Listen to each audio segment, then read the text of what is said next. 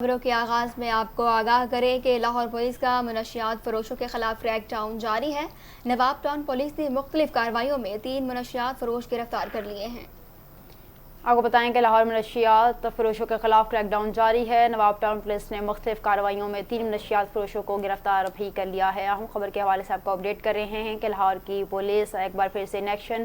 Lahore police کا منشیات فروشوں کے خلاف کریک ڈاؤن جاری ہے۔ نواب ٹاؤن سے پولیس نے مختلف کارروائیاں کرتے ہوئے 3 منشیات فروش گرفتار کر لیے ہیں۔ تحقیقات بھی جاری اور ان کے خلاف مقدمات بھی درج کر لیے گئے ہیں۔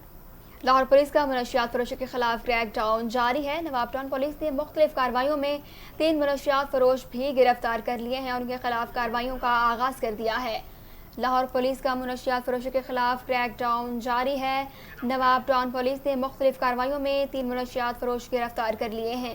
ہمارے ساتھ ٹیلی فون لائن پر موجود ہے crime reporter star Asia news Hassan Dogar. ان سے مزید تفصیلات جان لیتے ہیں۔ جی حسن ڈوگر، مزید کیا تفصیلات ہیں آپ کے پاس، آگاہ کیجیے گا۔ جی بالکل، پولیس کا منشیات فروشوں کے خلاف کریک ڈاؤن جو ہے وہ زور و شور سے جاری ہے، اور دوسری جانب میں آپ کو بتاتا چلوں کہ نواب ٹاؤن پولیس نے مختلف کارروائیوں میں جو ہے 3 منشیات فروش جو ہے وہ دھر لیے ہیں، اور تفصیلات کے مطابق گرفتار ملزمان میں عمر، اعتبار اور طارق جاوید شامل ہیں۔